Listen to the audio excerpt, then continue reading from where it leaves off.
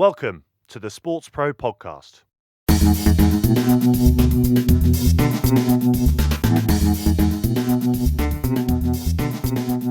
Hi everyone and welcome once again to the SportsPro Podcast. My name is Eoin Connolly. I'm the editor-at-large at SportsPro. Hope you're well. We are talking about Super Bowl 55 this week, looking ahead to everything happening at the Raymond James Stadium in Tampa Bay this weekend. And to help us do that, we have Eben Novy-Williams, the sports business reporter at Sportico and co-host of Sporticast. Hi, Eben. Hey, Owen. Thanks for having me.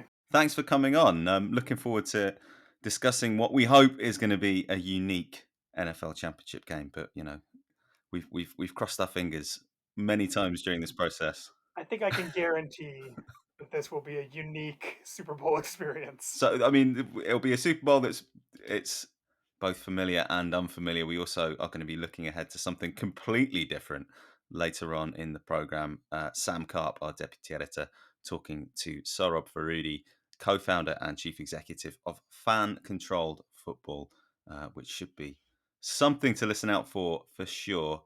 But Eben, yeah, it's how are things? It's such a different experience. I mean, I'm guessing that you know the team at Sportico and colleagues across American media would be descending en masse on Florida this week, were it not for what COVID restrictions are in place there. It's going to be a Super Bowl unlike any other we've seen to date. Yeah, without question. To put it bluntly, it's the biggest sports day of the year in the U.S. and you can make an argument it's the biggest entertainment day of the year in the U.S. And because of the pandemic and because of travel restrictions on how many people can be there, it's going to look totally different. And that doesn't just mean just the game itself. There's going to be 25,000 people in the stands. About a third of the bowl is going to be full. But for people like you and I who've been to Super Bowls in the past, the entire the huge economy built up around the game in the week leading up to the game, where there is 200,000 people that come through turnstiles to go to live events, live music, food festivals, talks with former players. All of that stuff is happening at such a small scale right now, if it's even happening at all. It would be a memorable potential changing of the guard occasion anyway, given the teams that are involved and particularly the two quarterbacks involved. But the people of Tampa Bay must be wondering. They have a home Super Bowl with a home team led by Tom Brady, and it's happening in the middle of the pandemic. They must be wondering what monkey's paw they wished on to get that game together. But I noticed that something that you covered on Sportico this week is the impact, the financial impact, and the difference of that for the host city. Yeah, I think it's such an interesting topic because everybody wants Tampa Bay, even before they won the championship game, NFC championship game, was saying, "Oh, wouldn't it be such a great story if the home team makes the Super Bowl for the first time?" It's a great story. It's nice for the NFL. It is not a good story if you're a hotel owner and you're a restaurant owner. And I say that knowing that it's already not a good story because of the pandemic and the smaller crowd. But the general kind of science behind how big an impact an event has on a local economy is how many people come from out of town to view it. And during the Super Bowl, every time we've had a Super Bowl before this one, there have been two out of town fan bases at which people traveled because they wanted to see their team play. When the Bucks make the Super Bowl for a game that's in Tampa, now there's only one out of town fan base. And again, there's already a lesser amount of people traveling. But when half of the people who really root for this team are coming to town, live in town, they're probably sleeping in their own beds. There's a good chance they're eating dinner in their own dining rooms. They may not be spending as much out on the town as they would be. So right there, you're losing essentially half of the traveling fan base. The second thing that economists will tell you, there's going to be a huge swell of people in Tampa that go to Super Bowl festivities right now during the week, maybe even buy tickets to go to the game. When that money is spent by a local, even if it is getting a hotel room downtown, even if it is a fancy night, a fancy dinner the night before, that's money that economists will tell you that that local person is going to choose not to spend in the future. It might mean that in 2 weeks they don't go bowling, or it might mean that in 2 weeks they don't go to the fancy dinner because they just did one around the Super Bowl. It's kind of a recirculation of that money. So on the whole, yeah, I think it's a great story. It's good for the NFL. You can maybe make an argument that in this pandemic, weird environment, that maybe there are some benefits for some types of local businesses. To give you a good example, I mean, hotels are the ones that they get crunched the most here. And just to walk through kind of the economics of hotels, your standard hotel needs about 75% of capacity at its break even point. So right now in COVID, the nationwide hotels are around 20% capacity. There's 30,000 hotel rooms in Tampa Bay. People are estimating around 15,000 people come in. So 15,000, 30,000 hotel rooms, that's 50% capacity. Add that to the 20% that's kind of seen nationwide right now at hotels as it is. And that's only 70% of capacity. That's less than the break even point for hotels. So, just to put that in perspective, that's kind of what hotels are looking at. It's a good weekend for sure for COVID times, but this is essentially from a hotel standpoint going to be like a standard January weekend in Tampa in non-COVID times. I mean, the other aspect of it, I suppose, hopefully it's going to be marginally safer because people won't be traveling. You won't have as much circulation of people at a point where the pandemic is still in an incredibly delicate position in the US. But those people who might be venturing out to the Super Bowl, as you say, they're not going to be spending their money on local activities. That's also going to be compounded by the fact that a lot of them will think, okay, I'm going to isolate for the 2 weeks leading up to the Super Bowl, and maybe I'll isolate for the 2 weeks after that. In a lot of cases, if they are taking care. Yeah, it's a great point for sure, and in some ways the NFL is lucky. I use that word lightly. Is fortunate that this is not the year that they chose to put the Super Bowl in Minnesota. So much of what's happening right now on the ground in Tampa is spread out because the city is fairly large. They've got a large outdoor park system. It's warmer weather, so you can do press conferences outside. You can do NFL experience outside. For folks that went to the Super Bowl when it was in Minnesota a few years ago, there was barely anything outside. Everything was indoors, and that would be a much harder proposition. So in some ways, yeah, I think the NFL, they're looking at the health and safety precautions, the requirements for local health officials, et cetera. They're putting in their own requirements in a lot of ways, but they're fortunate in that they're holding this event in an outdoor space that's warm, where a lot of people can probably do things responsibly. Whereas they've had some Super Bowls in recent years, Minnesota, certainly the one that was here in New York, a couple years before that, those stand out as ones where this would be a lot harder to pull off if it was happening this year. It's going to be a very different TV spectacle because of the number of people in the stadium. What can we expect around the game this week? We have, I mean, there's a TikTok tailgate, whatever that's going to entail, but there's not I was going to hoping you could break that one down for me, Owen. be. But there's not going to be the same kind of volume of commercial activity in Tampa Bay that we might have expected. Without question, there's usually big name acts that are playing for free on in local parks a couple days before the game. There's also just tons of private parties. So many media companies, retail companies. Everybody comes down. They throw their own parties. They're incredibly exclusive. There's musical acts that play there as well. I mean, you can go. You can spend 7 days leading up to the Super Bowl on site and it'll feel like you're in Vegas. There's that amount of high profile entertainment parties going on every night. Those aren't happening. Another thing that I always find fascinating around the Super Bowl, there's this incredible player appearance economy for current stars who aren't in the game or former NFL Hall of Famers and things like that. And they can be paid hundreds of thousands of dollars over the course of a couple days to do a couple, go out to dinner with this group of 5 hedge funders and talk about your time playing in the NFL, or give a chalk talk to a group of executives and their clients. There's a lot of little events like that, and it can end up being a pretty loop. You could make $1 million or $500,000 fairly easily if you're a former NFL All Pro around the Super Bowl. And those, all of those appearances, I once heard of an NFL player being paid $200,000 to go skydiving. I think during the Super Bowl when it was in Arizona a number of years ago. There's a whole player appearance economy that is also kind of dried up right now just because these parties aren't happening, these dinners aren't happening, these chalk talks aren't happening.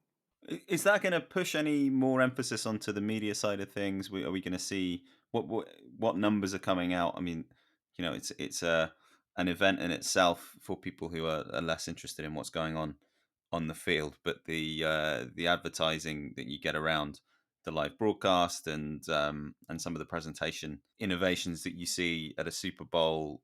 What's the picture there? Is it more of a holding pattern, or are we going to see some of that marketing spend diverted towards the national broadcast picture?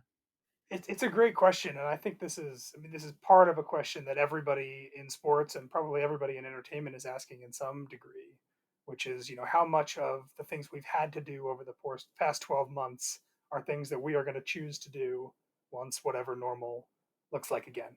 One thing I will say about the Super Bowl, next year's Super Bowl is at SoFi Stadium in Los Angeles, provided that we are out of the pandemic largely at that point.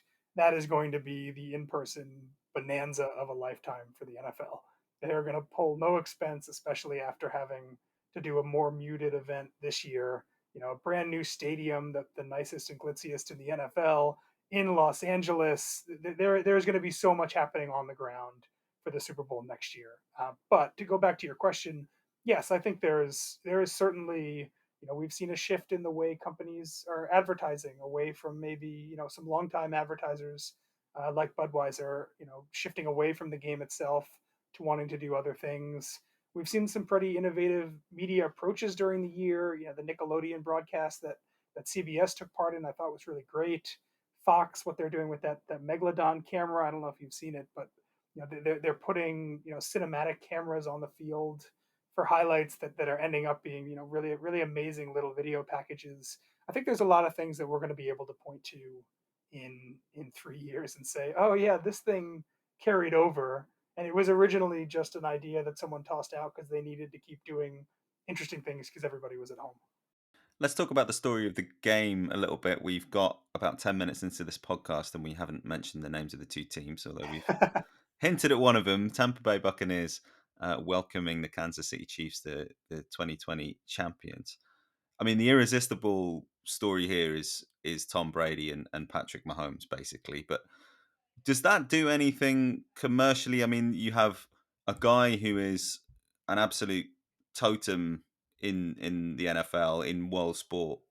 How he's kept going to the point that he has, and at his age, is something that will be for sports scientists to pore over in years to come. But his legacy is set, and this would be an incredible thing if he were to win with a team that has not been the distance for quite some time. And then you have Patrick Mahomes, who, again, even if he loses this year, he's on his way. He's already won one title, and he is an extraordinary talent. So, what is there any kind of? Are we going to expect anything to change as a result of who wins here? So, quick trivia question for you, Owen. Who do you think are the two highest selling NFL jerseys this year? Ooh, if it's not Tom Brady and Patrick Mahomes, then I feel like it's a non sequitur. It is indeed Patrick Mahomes and Tom Brady. So, this is a dream matchup, I think, for the NFL in a lot of ways. And particularly from a storyline standpoint, exactly the thing you laid out. Not only are these probably the two most recognizable or maybe two most famous quarterbacks or players writ large in the league, but they are in two very different parts of their career.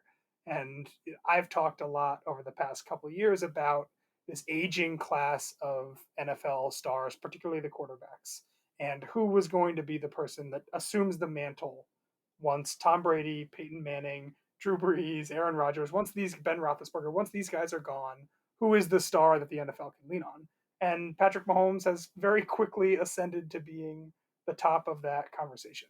So, it's going to help from a rating standpoint without question. We kind of already saw that, particularly with that NFC matchup between Brady and Aaron Rodgers. People love to watch the stars going head to head. So it'll help in that regard for sure, but it'll also, I think, help in some way for the NFL, to when if Brady ever hangs up his shoulder pads, to kind of have the passing of the mantle in such an obvious way happen on the biggest stage in entertainment.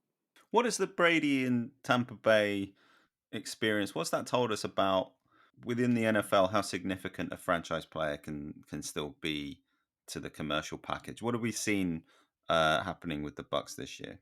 Yeah, it's a good question. It's funny when the Bucks signed Brady, I guess about a year ago now, maybe a little bit more, and then Gronkowski right afterwards. The talking point that I kind of always used was even if this team isn't good, let's say they go 8-8, they just miss the playoffs. The value they're going to get from being the team that everybody wants to pay attention to. They were in a lot more primetime windows nationally this year than they obviously would have been normally. There's a tremendous amount of value even before the team even hits the field, and you see how good they are just from being the team that has the superstars that makes the big offseason splash. That becomes exponentially more valuable, obviously, when that team suddenly makes a run out of nowhere to the Super Bowl and plays it in its home city. So yes, I mean I think it's worked out magically for Tampa Bay. I would imagine the folks who made these deals weren't even expecting this, but it's certainly it shows to me how kind of pervasive stardom is in the NFL. And even if a guy like Tom Brady, who spent his entire career, so closely tied to in conversation with both Bill Belichick and the New England Patriots as a whole, the moment he leaves, he's just as compelling. He's just as interesting a story, maybe even more interesting a story when he's out on his own. It just shows that like most leagues, the NFL is also a star-driven league, and people are going to be paying attention to the people that those stars as opposed to kind of maybe the teams more largely. And how ready, if the Chiefs do win again, how ready is Patrick Mahomes, the machine around him, to carry the league standard, and how ready is the league to change the it's a big generational shift here. I mean, there's about a 15-year age gap between these two guys, but Mahomes is a unique style of player. He's a unique personality. There's a it's a different dynamic, and will everything follow from there? Yeah, I think he's ready. He also, and this is kind of chicken and egg, but he also embodies kind of the way the league is changing kind of on the field product as well. I would argue that for people like Tom Brady, people like Patrick Mahomes, even people like Drew Brees and Ben Roethlisberger, they they became superstars because they were obviously extremely talented and their teams did well. But the specifics of the flashiness of their play, I would argue, was not the thing that was their draw. Tom Brady didn't often have, oh my God, you have to see this throw that he made type of plays. And that is kind of the Patrick Mahomes specialty. And I think a large part of that is the way the game, especially on offense, is changing right now. The NFL talked a lot this year about how touchdowns were up. I think it was a record scoring year. The game is becoming much more open offensively. And it certainly seems as though, and Lamar Jackson, I would put in this category as well, even the quarterback in Buffalo, Josh Allen as well. It seems like this next class of potential superstar quarterbacks are going to be ones whom not only are very talented and are winning, but are also doing things on the field that you can't take your eyes off of. And that seems, in some ways, maybe deliberate by the NFL, but also seems to play into their hand, I think, very well. You're listening to the SportsPro Podcast. Let's tie up some of the themes then that have kind of tracked this NFL season. We started the season on this podcast talking to Sportico about some big picture things around franchise valuations and the way that media was shifting. I mean, there have been cultural changes in the NFL when you think about the approach to player protests and to racial justice. And you mentioned it a little bit earlier on. We've seen some experimentation in the media product with the NFL Nickelodeon debut last month. What would you say? Nice nebulous question. What kind of a year has it been for the NFL? The year I think has been one of survival. I think is probably the word that a lot of people would give, and I don't mean that in that the NFL was close to going under. What I mean is that this was obviously an extremely trying year for everybody in the country and anyone who owns or operates an entertainment property. And the NFL was able, if you compare it to the other sports leagues, was able to hold a regular season that looked most like its normal regular season. I don't believe a single regular season game was canceled. They moved a couple. There were games on Tuesday and Wednesday, if I recall, but they didn't cancel a single game. Compare that with college football. There were 150 college football games that were scheduled and were not played this year because of COVID. The Major League Baseball didn't make it a week into its season before entire series were canceled. The NHL adjusted its season, shortened the next one, and has been canceling games left and right. The NBA, same thing, shortened the last season, shortened the new one. There have been games that have been canceled. The NFL has managed to, and they have some advantages in terms of the schedule, when teams are flying, the amount of money they have, which shouldn't be overlooked. But the NFL managed to its credit, hold this entire season and bring its media partners, at least every single game it told them it was going to bring. And I would think that when this game ends on Sunday, Roger Goodell and the executives around the league and at the teams are going to exhale, a huge breath of relief. So first and foremost, that is the thing that sticks out to me, is just that the NFL, there was a time there in March and April where kind of the talking point was, man, the NFL is going to end up, just by virtue of when its season starts, going to be able to see what all the other leagues are doing.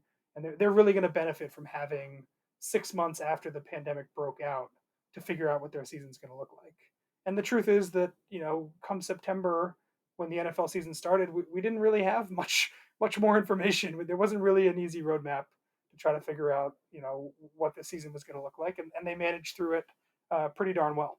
So the optimism now is that come next September, hope for this September, sorry, 2021, hopefully the NFL season is going to be able to start when the virus is in such a state that fans can be back in large part in stadiums. There's a lot of optimism around that. But again, I think the big takeaway that people in the NFL will tell you is this was a season where there was incredibly trying hurdles, and we managed to hold all 200 or 512 regular season games as scheduled. What do you think it's going to tell people at the NFL and some of their partners? I mean, it is going into a new phase now. We have TV deals which we're not sure exactly when they're going to be signed. If there's, I mean, the chances seem to be receding that there's going to be some kind of flourish this weekend. But we're expecting them at some point in the first quarter of this year to start being confirmed. The distribution of the NFL is going to change over that period. We're expecting kind of 8-10 year deals with lots of platforms being hit. All of the kind of legacy media players are going to want to have some games that they could potentially start siphoning off to streaming platforms over the course of the next few years. And we might see Amazon, we might see DAZN experimenting as well and getting in the mix. But at the same time, we have seen in this pandemic year, even the NFL has had its linear TV ratings affected by changing viewership habits and habits that have been, again, kind of accelerated by what's been happening elsewhere. How is the league going to be positioning itself for this next era? Everyone I talk to tells me that despite what feels like common sense, the negotiations for the NFL next round of TV rights are going to end up kind of unchanged or versus what they would have been had the pandemic never happened. And by that I mean the NFL right now makes almost $10 billion from its various national media and broadcast deals. That obviously is going to go up significantly. The NFL remains the most reliable piece of television entertainment in the U.S. right now. I think you're right. We're going to see the streaming networks play a role in some capacity. I would not be shocked at all if Amazon ends up with a bit more exclusive games than they have right now under the new deal. I wouldn't be shocked at all if a company like Apple TV, even a DAZN, maybe more ESPN Plus, if one of those end up, owning a piece of what is now the DirecTV Sunday Ticket business. I think we're going to see a lot more of that. But this has been a tough. Obviously, it's tough for a lot of businesses. This has been a really tough year for CBS, Viacom, for example, or even for Fox and its TV networks. But their desire for NFL, from what I'm told, remains as insatiable as it's ever been. And those are networks that are going to move heaven and earth to make sure that whatever the NFL needs to renew its TV packages, those networks are going to do that because they understand just how important it is for them to have that relationship with the NFL and to be able to broadcast, even if the attendance numbers are going down nationally, to be able to keep showing kind of the one thing that keeps people week in and week out going back to their TVs. Yeah, and I suppose one of the things that's different for the NFL from other American leagues, the picture is not the same in Europe for various reasons when it comes to premium rights. But for the NFL, it's a much more national broadcast product because you don't have the same volume of games. So the weaknesses in the kind of RSN market, they don't come into play quite so much, and networks can commit all that kind of scarcity that helps the NFL in this situation because more of the games are going to a national audience, more of the games are set pieces. I think that's exactly right. And to kind of piggyback off what you're saying, I think that we may see some pretty big changes to kind of the legacy RSN regional sports network model here in the US. I think we may see, especially in baseball, some baseball teams doing some innovative things, maybe even eschewing the cable network thing entirely and maybe doing their own over the top. I think we're going to see a lot of innovation that's going to happen in American sports around media deals. I would argue that the NFL is kind of the one place where we're not going to see that much of it for the reason that you just said, because so much of it is national and there's a scarcity to it. I think that, whether it's, a week from now, whether it's 5 months from now, when the NFL announces its brand new TV packages, I think we're going to see largely the same kind of thing. We're going to see Fox and CBS kind of divvying up the Sunday day slot. We're going to see NBC in the Sunday night. ESPN will hold Monday. ABC might get a Super Bowl. There may be some streaming packages here and there. Sunday Ticket, I think, may change a little bit. But my guess is it's going to look largely similar to what it looked like in the past 10 years. And I'm not sure that I would be that confident about, Major League Baseball rights moving forward. And where we might see experimentation, where we might see segmentation, attempts to reach different parts of the audience, I would imagine I'll look to you for confirmation, but we're going to see more from Nickelodeon in the next cycle. Yeah, I think if I was an executive at any of these companies, I would be looking internally at what we have, and Nickelodeon is a CBS Viacom unit, so that's internal. I would be looking at what they have and seeing about kind of ways that we can flex that to keep this product fresh. And the NFL, they're going to have to approve everything, and they're not they're going to be fairly strict about what networks are able to do. They guard their brand very closely, but the way that ESPN has built this mega cast idea around the college football national championship game, where you can watch the regular broadcast on ESPN, but on ESPN2 there are 4 SEC coaches talking about X and O's, and on ESPN News there's 2 comedians and a celebrity like making jokes the whole time. And if you want to go on ESPN Plus, you can find a Homer broadcast for one team and a Homer broadcast for the other team. The way ESPN is kind of built around that, I think, is the way that a lot of these networks are going to start thinking about a lot of their NFL coverage as well, which is utilizing the things internally that they have, whether it's another channel like Nickelodeon is, whether it's just other kind of branches of their streaming service like ESPN Plus has done, just figuring out ways to give more option to consumers, I think is great. Yeah, and betting, of course, in some markets as well. But what we're pretty likely to see is the kind of the overarching construction is going to be the same. We're going to see the NFL trying to hit as many parts of the audience as it can through where it sells its rights to, and then the experimentation is going to come within those partnerships, and the progress is going to come within those partnerships over the next 10 years. As you see big media companies working out, okay, well, here are some of the trends that we're seeing seeds of now. What is that going to produce when we come to sign up again for rights deals like this? Yes, the NFL cares about the reach, and they are the biggest game in town, and as a result, they're going to prioritize kind of remaining being able to reach the biggest amount of people.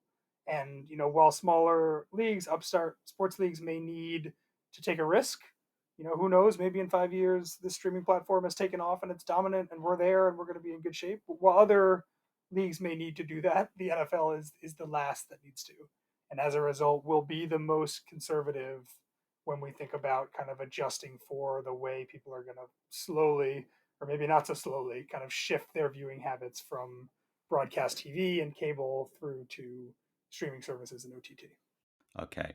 We're about to hear about another part of the football industry, which is almost entirely the NFL and college football historically, but we have seen attempts at other leagues and other experiments down the years, and we're going to hear about fan control football, which is one of the most radical ones in anywhere in sport, really. At the moment, we saw the XFL, which was looked like being a victim of the pandemic. It's now going to come back in a slightly altered form. We saw the AAF not succeed and perhaps was less a victim of circumstance than the XFL was. And we've seen attempts at spring football. We've seen the Arena Football League that kind of limped along for a while and or that was in the background for a while and uh, never really established itself as a major presence in the landscape. Is there a realistic opportunity for another kind of football league to emerge in the US outside of the college system and outside of the NFL? I mean, it's such a good question, and there have been so many people that have tried it. And the way that I was thinking about this, if you had asked me 18 months ago, is if Vince McMahon, with his kind of WWE expertise and the people he had around him, Oliver Luck included, if they couldn't figure it out, nobody could.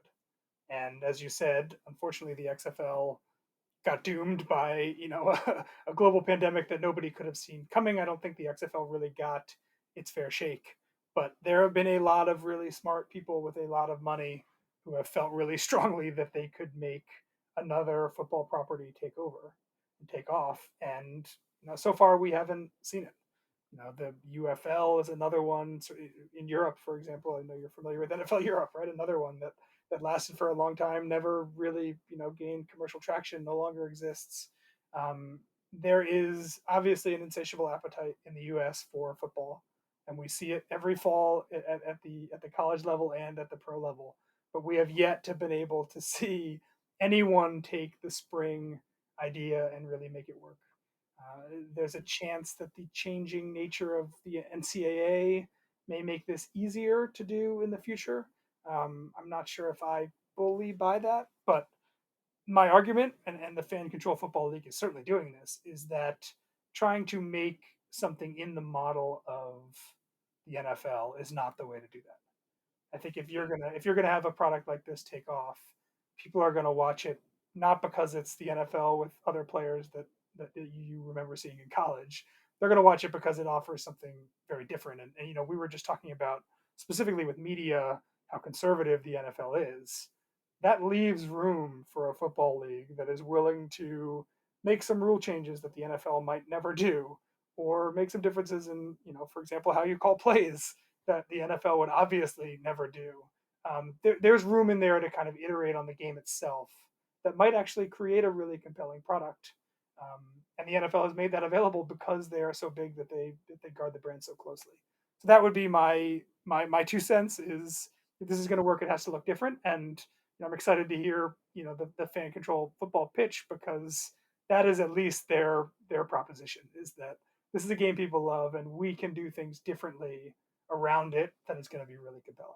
Yeah, well, that tees us up nicely to hear from Sohrob Farudi, the co-founder and CEO of Fan Controlled Football. He talks about the fan-controlled concept, about prioritizing income from digital over traditional revenue streams, and about why he thinks the league is going to be able to find its niche in the American sports marketplace. He's talking to Sam Carp, the SportsPro deputy editor, just after this. Hello, I'm Matt Rogan. I've spent my career creating and scaling businesses in sports and entertainment. And now I'm talking to smart leaders inside and outside sport to get their ideas on managing change and building towards a better future. You can listen in on the Playbook podcast, a collection of candid, agenda-free conversations full of practical advice your company can work with. Get your new episodes right here on the SportsPro feed, and check out the rest of the series wherever you get your podcasts.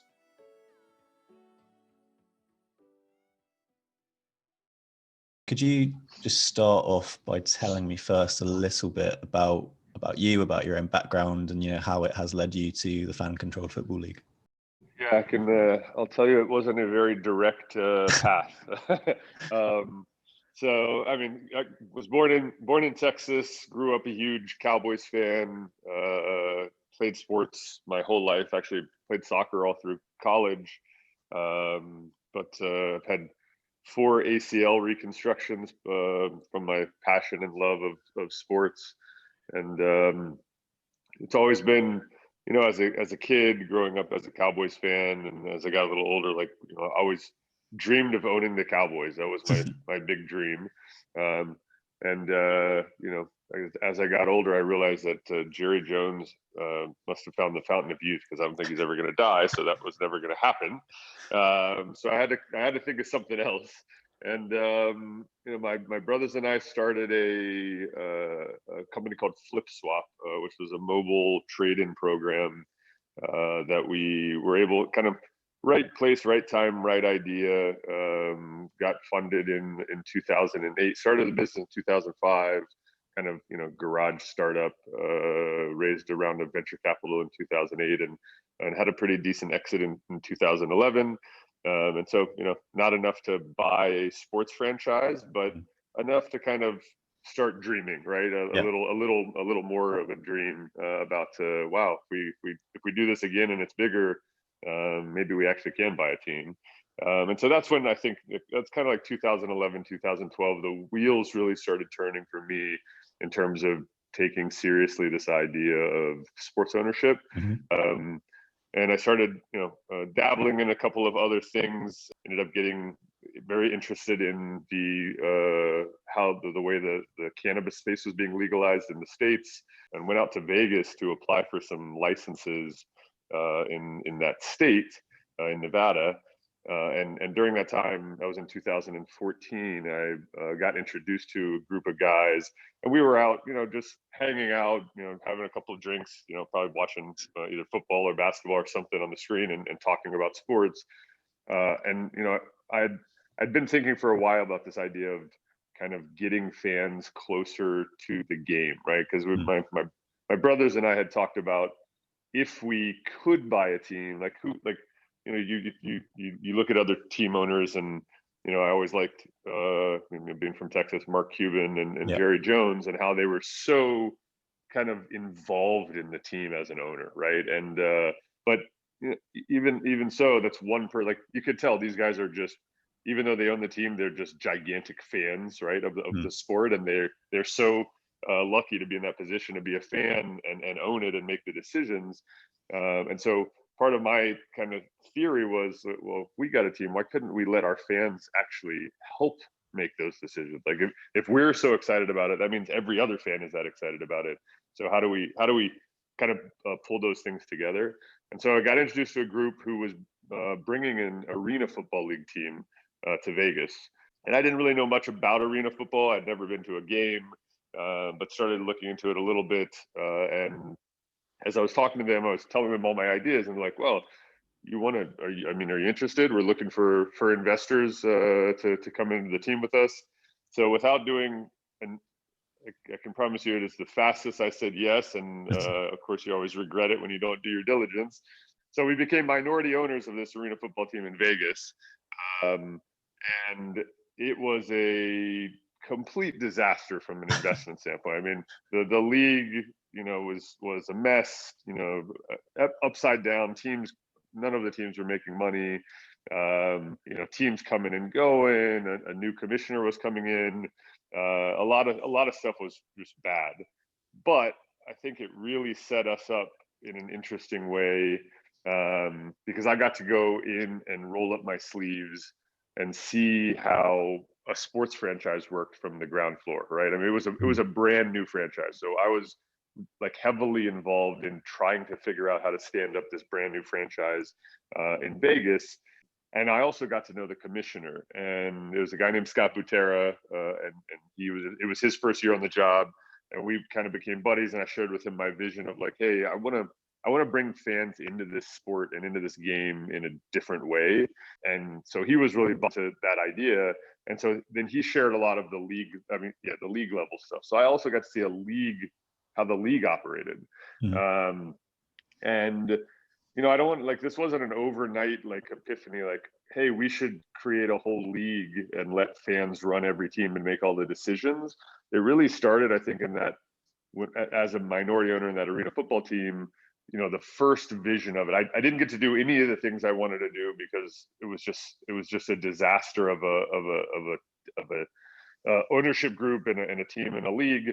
But I really got excited about that sport being a place that we could actually do this. And so I met through that a guy named John Pettit, who was the GM of the Iowa Barnstormers. And the first year I came into the Arena Football League, he actually took the Iowa Barnstormers. I don't know if you're familiar with them, but Kurt Warner's old team. That's kind of the miracle story of him bagging groceries and then becoming a quarterback of the Iowa Barnstormers and then going and winning, Super Bowls. So I met John. John handed me his card. He said, "Sohrob, if you need anything, I'm going to another league, but I'm happy to help." And then fast forward a year later, and I called John. I said, "John, this was a disaster in the Arena Football League, but I have a really interesting idea I want to put in front of you. I want a new franchise, and I want to let fans make every single decision." And that's where that's the path that's led to now. So that was like early 2015 is when kind of the early foundation was set for fan control football. Sounds like quite a journey then. And I mean, obviously you're mentioning there quite a few of the different influences in the build up to kind of where we are now. So talk to me a little bit about the concept and the idea as it is today. How exactly are you putting control in the hands of your fans? Yeah, so our original, and I don't know if you saw the Salt Lake Screaming Eagles, but that was our original team in the indoor football league.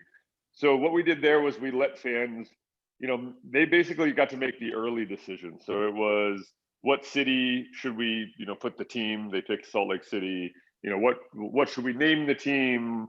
We didn't put out ideas. We took fan submissions, and as long as they were PC or PG, they went into the list. So we had a list of 500 team name ideas that fans were voting on. Same thing with logo design. So that was, and then the big hook for us in that early days was we built a mobile app, and fans could call all the plays on offense in real time, and it was four diagrammed plays. So a lot of learnings came out of that, and we made the decision to kind of move away from the indoor football league and start our own league. And what we wanted to do with fan control football was try to put fans in the GM role and in the offensive coordinator role. And so we kind of looked at the owner's role and the GM role and the offense coordinator role. And so we kind of looked at it through that lens, like what are the things that we could let fans do. And we went back to the team formation, right? The entire like branding of the team is if you think about as a fan, if you participated in a vote where you got to choose the name of the team and the logo of the team, your now connection to that team becomes that much deeper, right? And you're going to buy those jerseys, and you're going to wear with pride because you were able to kind of shape that early concept. So branding was a big piece of it. And then as we get in closer to the season actually kicks off to today and tomorrow, we wanted fans to help us create the rules. So fan control football is reimagined football. It's a 1 hour game. It's 7-on-7. It's on a 50-yard field. But our goal was to create the future football product that fans would want to come back to again and again. And so we're letting we let fans decide 1 foot or 2 feet is a catch. And starting this, I can't remember if we're launching it today or tomorrow. I think we're doing a little more testing on our new website. But we're gonna let fans determine the overtime format, and we're gonna let fans determine, should there be like soccer, should there be a penalty accumulation? So like if a player gets a certain amount of penalties, should he just sit out the rest of the game because he's getting too many flags, and nobody likes to see a flag in football. Right. So those are the things that we've really kind of focused in on. And then obviously real-time play calling is at the core of the entire experience in for the game, and that all happens integrated onto Twitch. Yeah, sure. I'm really fascinated by the real-time play calling stuff, because I think interactive elements, other sports have tried to integrate it to an extent. So in Formula E, for example, they have this fan boost thing where fans can vote on social media for, and that obviously, has nowhere near as much of an effect on a race as this will have on an entire game. I'm just really interested to know. So let's imagine it's game day for a second. You're in the final minutes of the game. One of the teams is going for it with a fifth down, because I know that's one of the things that's different as well. You guys have fifth downs. Who exactly has the most power to call that important play? We're not going to see a situation where someone sabotages the vote and a team ends up punting it, are we? No, so here are a couple of things. One, there's no kicking, so you can't. Right. Yeah. So we got rid of that. Number one. Number two, we say again and again, and we learned this with doing the Screaming Eagles. We want to put fans in a position to be successful, right? So you can't, fans can't vote, a 90-year-old into quarterback, right? And you can't. There's no play in the playbook that says run backwards, right? Like these are just the ability to kind of troll that piece of the system. We've removed that layer, and because what we realized is if somebody is spending quality time on something, they care about it, they're passionate about it. And I'll give you a very quick example. Our team name vote in Salt Lake City, the first version of that, we let anybody on the internet submit a name, and then we had an upvoting period, and anybody could upvote. You didn't have to do anything. You just come on the website and upvote. And so we got trolled. We knew we were going to get trolled. We got trolled. Our number one name was Teamy McTeamface. The second name was Stormin' Mormons. We had the Electric Emus and the Salt Lake Spaghetti Monsters. And it was like the craziest names you've ever heard in your life. And then we had two rough, somewhat normal names. One of them was the Screaming Eagles. And so when the time came to actually lock down the top 10 and then say, hey, fans, come back and vote, but you have to download our app in order to vote. The only people that downloaded the app and voted were the people that cared. And we became the Salt Lake Screaming Eagles because the fans that were putting in the time actually make good decisions. And so I bring that back to play calling. We want to put fans in a position to be successful because we know that the people that are putting in the time is what they want. And so in that scenario, the first thing is the fifth down. So the fifth down is something we call a team power. The team power is actually earned by the fan base during the week. So it's a community challenge. They have to hit certain goals by doing certain things, and then they will unlock the fifth down for their team to be used on Saturday.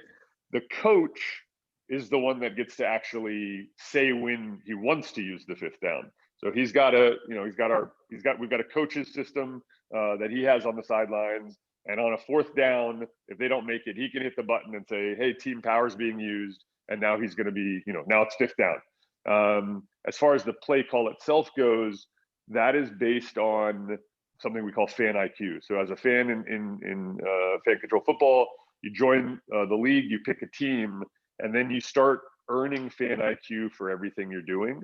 And there's levels of fan IQ. So it's kind of like 10 tiers. And the people in the 10th tier have, more voting power than the people in the first tier.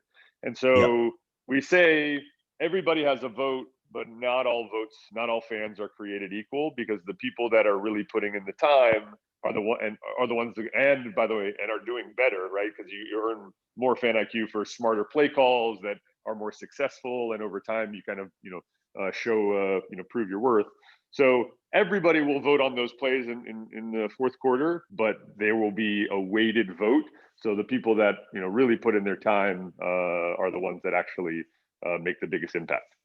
And you guys obviously say yourselves that it is the first time that this kind of thing has been done, whereby you're putting all the control in the hands of the fans. you've got a number of investors, some big name owners now. It's a great lineup and looks awesome. But I mean, when I come up with a new idea on a much more granular level at SportsPro, for example, I have to spend ages trying to convince people that it's a good idea. Is this something that you guys have constantly on your journey had to try to convince people of, that it is going to be a success? So it's a really interesting question. I would say it's two-part. The first I would say is no, because if you're a sports fan and you hear this concept, 99.9% of people that we have told this to are like, holy shit, that's awesome. Like, that sounds amazing, right? So I think the actual idea of what we're doing in the mind of a sports fan, there is a instant connection to something that they've always wanted to do. Now, if you take that a little bit further and you say, well, how many VCs did I have to go talk to before I got the ones to, invest in our idea? I mean, I heard no more times than I can remember. Like, it was, and it was the interesting reason for the no, the number one reason for the no was, are you guys too early? We really love what you're doing. We think this is really interesting. Is the market ready for this? Are you guys too early? And my response was always like, I mean, isn't that what VCs invest in? Like, the shit that's early that changes the world? Like, what's going on here? So finally we found some VCs that, and Jeremy Liu in particular at Lightspeed was, I mean, it took one phone call and he's like, this is the future, and this is what I've been, spending time thinking about, is how he calls it IRL meets URL. He's like, this is where the world is changing right now, when the physical is meeting the digital. I'm really, really interested in kind of, diving in here. So we spent a bunch of time with Jeremy. His vision of where the future is going aligns with ours. So I would say getting people to write a check, even though there are so many people that think this is a good idea, getting people to write the check was the difficult part. But it hasn't been hard to convince fans that this is something that they want to kind of be a part of and are excited about. I mean, I'm sure I'm probably not the first journalist to remind you that you're not the first group to launch a startup spring football league. I mean, obviously, unfortunately, I kind of have to mention. Of course, no, yeah. Please. I love talking about it. Absolutely. Yeah, I mean, obviously, the Alliance for American Football, which folded in 2019, the XFL shut its doors for the second time last year, perhaps in a bit more sort of unfortunate circumstances for them, given the timing of it all with the pandemic. Would have been kind of interesting to see how that would have worked out if I think it was a very good excuse to close down a league that was hemorrhaging cash. Sure. Well, I mean, yeah, that's kind of, that's where I sort of take it from there is, what kind of gives you the confidence that you're going to succeed where these leagues haven't. What kind of steps have you taken to ensure that, as you say in your words there, you guys aren't going to be hemorrhaging cash like they were? Well, look, I think it's there's a very simple answer to why I think we're going to be different, and it's because we're actually doing things differently. So if you look at AAF and XFL, it was the exact same model of football, 11 on 11, outdoor, big stadiums, coaches making $500,000 in a freaking startup, coaches getting paid $500,000, players getting paid $50,000 a player, bloated budgets, bloated everything. And then on top of that, all of the people that were building those leagues were NFL people. Every single one. If you look at the executive teams and the coaching staffs, and I mean, all of those people were used to working in the NFL, where the teams are worth billions and they have, basically unlimited money to run the organization. And so our approach was, let's build, and my co-founders and I are, we're startup guys. Like, we look at this from like, we got to go raise get friends and family money to figure this out. And then if we get far enough along, we're going to be able to raise a seed round, but that's still not going to be enough money, to go do 5 seasons. So we got to really do product market fit and prove this concept, so then we can raise a bigger round to kind of continue to scale the business. And so looking at it through that lens, we wanted to figure out a way to actually dramatically changed the cost structure. Because if you think about AAF and XFL, 200 million, Vince said he had 500 million he was willing to throw at it. 500 million is a big number, but it's not very big if you're blowing 150 or 200 million a season. Like, you don't have a whole lot of time, right, to figure things out. So our thought was, let's first change the cost structure. And for my experience, and that's why I'll go back to, my experience in arena football and then our experience in indoor football, those are small budgets. Nobody makes money. Every dollar that you have counts because you're trying to figure out how you can, scratch together and claw through everything. And we realized quickly that the model was broken. If you think about indoor football as an example for the Screaming Eagles, we played a 16-game season. 8 of those games were away games. We had to pay, out of our pocket, it cost us somewhere between $30,000 and $60,000 to send our team somewhere else, and we couldn't make a single dollar off that game. So, I mean, half of your games are actually a cost, and then you're trying to figure out how to make it all back on the 8 home games you have. So, we went and attacked the cost model and said, how can we do this differently? So, and then there's a second thing that I think dooms any league that is coming and trying to take on this 11-on-11 format is quarterback play. If you're doing 11-on-11 outdoor on a 100-yard field and you're bringing the best of the best at every other position, there is very little between a wide receiver in the XFL and a wide receiver in the NFL. I mean, it is so small of a margin, but the difference in quarterbacks is so great that it makes for a not really good product because of that disparity. So we wanted to go 7-on-7 because it opens up a whole, and 50-yard field, because it opens a whole new pool of quarterbacks that are those dynamic read option, spread option guys in college that the NFL just, quite frankly, doesn't really give a lot of looks to. So we can go tap into a whole new quarterback pool. And then from a cost structure, we wanted to be in one location. So our original thought, this was even before the pandemic, was we called it a league in a box. Everything in one location, one venue, shared services where, all the wide receivers are actually coached. Even though we have 4 teams, we have one wide receivers coach, and he coaches all of the wide receivers. So everybody's working off of a shared playbook.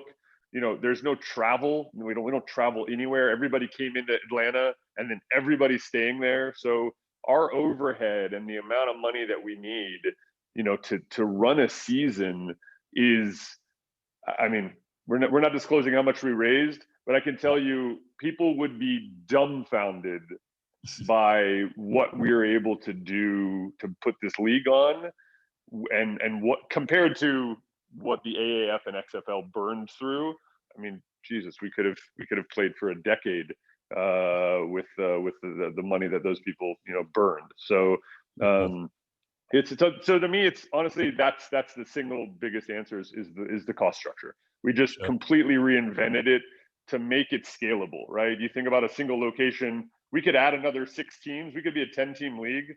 Our overhead would change by player salaries and some operational costs. Like, that's it. There just really isn't, it becomes a much more friendly, venture backable, scalable business when you kind of cut out all of that other, overhead.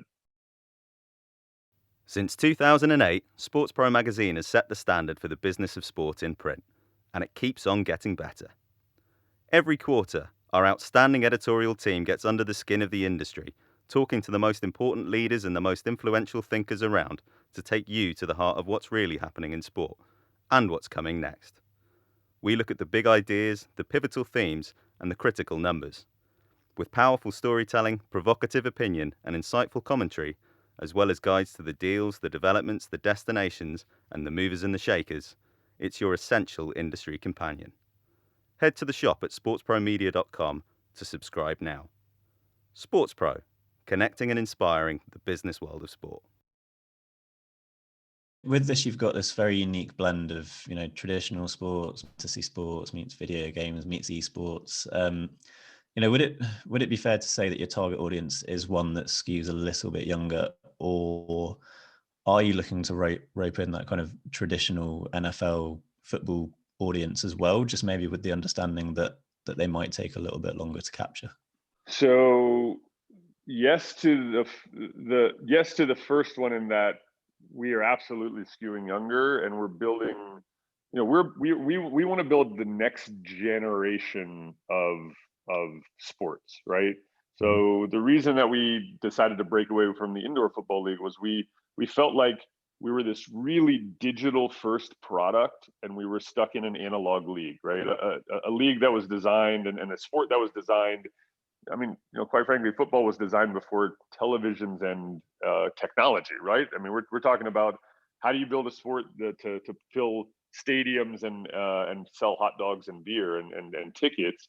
And, we were thinking about how do you build a sport that attracts the digital viewer from around the world. And so, so the focus for us is a truly digital first interactive product. I think that automatically puts you in the crosshairs of the younger demo, because that's what they're looking for, right? That lean forward participatory experience. It aligns us right alongside the game, the gaming audience. Obviously, our partnership with Twitch puts us even further inside of that ecosystem. But I mean, look, I'm 43 years old. I play in a fantasy league of, there's 16 of us. Everybody else I went to college with, it's all my college buddies. Those guys are as excited about it as their kids are, right? So I do think that I don't want to alienate 35 to 60, 70-year-old that loves football and is a fantasy player, right? Probably not much of a gamer, but loves fantasy, will turn on and watch an NFL, multiple NFL games on Sundays. I think those people can be a big part of this business. They won't be the early drivers of this business, but that is absolutely an audience that we don't want to alienate, even though we're doing all of these, crazy things around the game to change it. At the end of the day, if you turn on fan-controlled football and you just watched the game, it will be something you recognize. We're not doing walls. We've got a traditional sideline. You're going to see high quality, fast-paced, high-scoring, fun football. And I think that can appeal to every football fan. And that's our goal, is to really focus on where the value is created is going to be on this next generation of fan, but also create a friendly enough product that we don't alienate the old people like me. Yeah, for sure. And it's interesting as well, because I know that obviously this digital first approach is something that kind of, I suppose, mirrors esports a little bit more in a way. And I know that obviously this year you guys are playing without any fans in attendance because of the pandemic anyway. But kind of going forwards, would it be fair to assume that, gate receipts aren't kind of going to be one of a key revenue driver for you guys? It's going to be more focused on what you can open up with opportunities. We, even pre-pandemic, our model had zero in the ticket sales. Mm-hmm. And our thought was always this would be a television studio audience, right? Like that size of maybe if, in the future seasons, in a little bit of bigger of an arena with no pandemic, maybe we have 1,500 fans, right? Or something like that. But it would be more of a VIP experience where you could win the tickets as a fan, you could earn them. There would be like this thing that, our goal is obviously to create this rabid, passionate fan base. And if you don't sell tickets and the only way to get them is if you have to, participate to win them, it becomes something like this badge of honor that I won a ticket and I get to go to a game.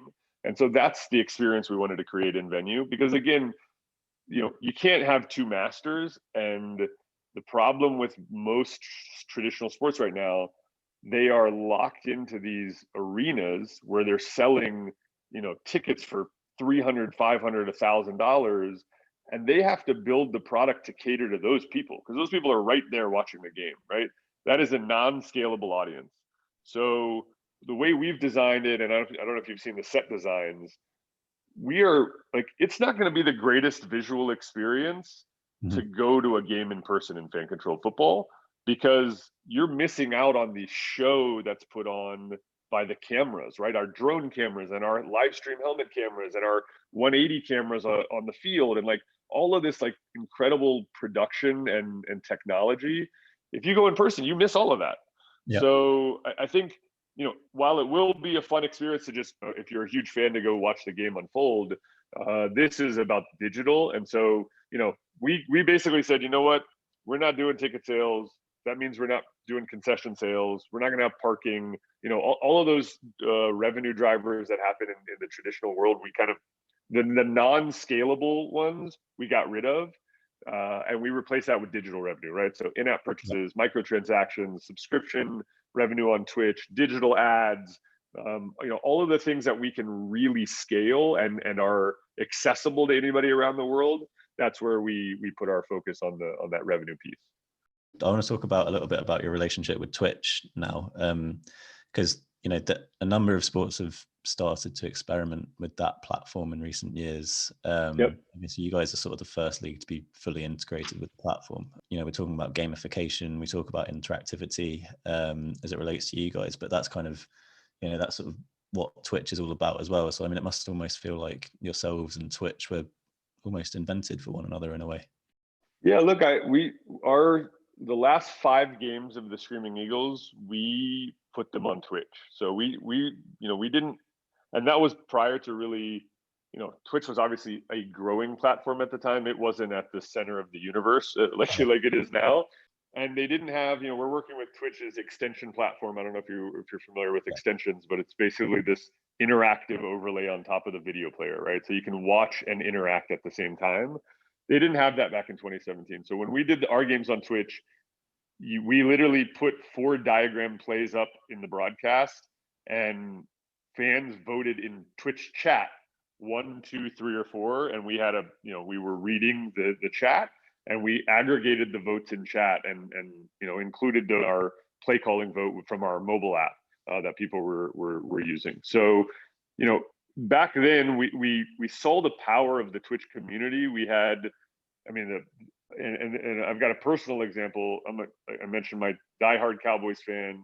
I've been married for 10 years. My wife has never watched a full game with me. She's not a football fan. But when we did the Screaming Eagles and we did it on Twitch, I didn't go to Salt Lake. I stayed back. I wanted to kind of see this new product on this new platform. And I asked my wife to sit down and watch with me. And she watched the entire 2.5-hour game because she was dying of laughter from Twitch chat. And like the memes and just it made the game fun for a casual, basically not even a fan. She casually knows the sport, and obviously she's married to me, so she's kind of forced into it, but she enjoyed it. And a light bulb really went off for me in that the entertainment aspect of what Twitch brings. So yeah, the interactivity is there, and obviously we've got a ton of it, but it's more about leaning into what Twitch is really built about, which is chat, right? If you harness chat, if you let the fans that are watching and participating have an impact on what they're watching, and it's authentic, right? It's not this forced kind of big company thing where, hey, we're going to stream our games on Twitch because that's where people are. Well, they see through that pretty quickly. Like, yeah, you just streaming it on Twitch. What the hell's the difference? Go stream it somewhere else. So I think it's about really figuring out an authentic way to deliver a product to that Twitch community where they matter, and where you're harnessing what, with the early days of Twitch, it was all about chat, right? Twitch plays Pokemon. You had millions of people playing a video game through chat interface. So that to me is where I think we differ, is that we actually are kind of building into the fabric of Twitch in an authentic way, and I think that'll deliver an experience for the Twitch community that we hope becomes a wild success, and everybody there wants to be a part of it. Yeah, and then I always think with something like this, it always needs someone to go first, then a load of others are going to follow. Absolutely. Do you think fan controlled sport is something we're going to see proliferate in the next few years? Well, yeah, because we're going to proliferate it. I hope nobody else does. So we've got some patents on our kind of real-time methodology. our vision, our holding company is called Fan Controlled Sports and Entertainment. Okay. So, this vision was never about, let's just go figure this out in football. We're technology entrepreneurs, and our original goal, as I mentioned, was we were going to kind of build this platform and, to power, but it was always about the platform. And so as we looked at this opportunity, we see right now there's just this blue ocean in front of us, right? There's esports and gaming on one side, there's traditional sports on the other, and we're the ones like melding those two worlds, and there's nobody else doing it and nothing in front of us except open water. And so, we're obviously laser focused on execution for fan controlled football, but we are very ready to leverage the platform and move into a second and a third sport over the next couple of years. And we look at ourselves as almost like a publisher, right? Like the idea is we think we can become the leading publisher of interactive sports, right? Of these real life video games. And we want to own that ecosystem. We think we've got the opportunity, if done right, to own the whole thing. Yeah, and it's interesting. I was actually trying to think of this earlier, but are there any sports in particular you think I'm sure you do have ideas, but that you think it could work for? I was thinking soccer, for example, probably not, because it's so free flowing, but maybe something like cricket. So baseball and cricket are the two. Baseball is a dying sport. They're just not able to attract the young fan. But it is a really interesting game of strategy in an inning that the managers of baseball games make all the decisions, right? So if you turn all of that kind of in inning strategy over to fans, I think it becomes incredibly compelling. Cricket is the other one. Globally, 1.5 billion fans, just the second biggest sport after soccer. Somewhat similar strategy and mechanics to baseball. So yeah, we are. Those are the two that we plan to attack with reckless abandon once we prove out fan controlled football. Very cool. And finally, just before I let you go, say we're having this conversation in five years down the line. I hate to finish with an open-ended question like this, but fingers crossed normal life has resumed by then as well. Where do you kind of envisage fan-controlled football to sit, both kind of in the football landscape and the wider sports one as well? Well, I'll say this. I'll go back to where I started. I am a diehard Cowboys fan, and nothing that we're doing do we want to compete with these big leagues and with the NFL in particular, right? Like this is in my mind, where I want to be is a totally new sport that was invented that is, kind of looked at as its own almost category. And, we're right up there with, the big five, like we're now the big six, and fan controlled football is one of those big leagues. My goal over the next 5 years is 20 teams. I'd like to grow the league to 30 teams.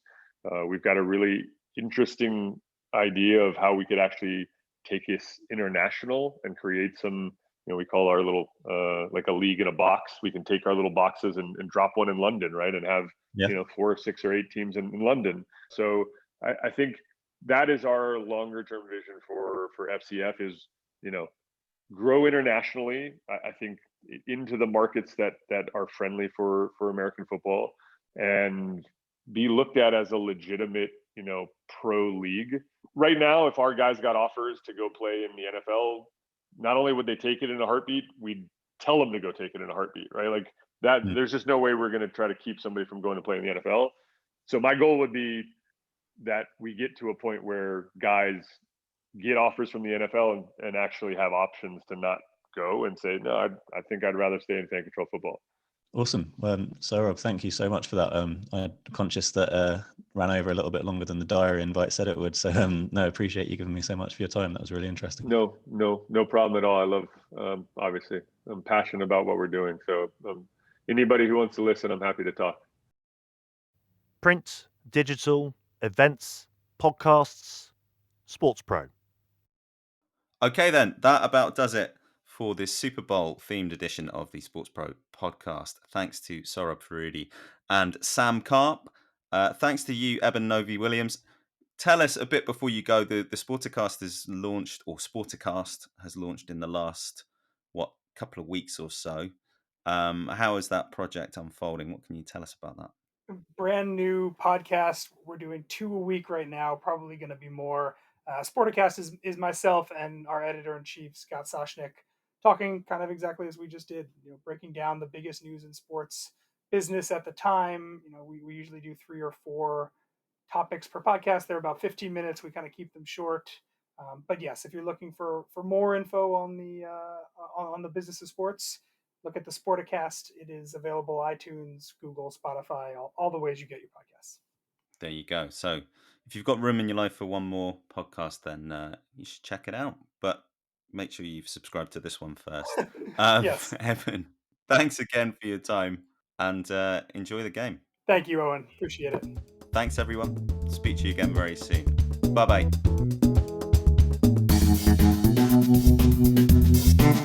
The SportsPro podcast is published by SportsPro Media. The producer is Ed Dixon.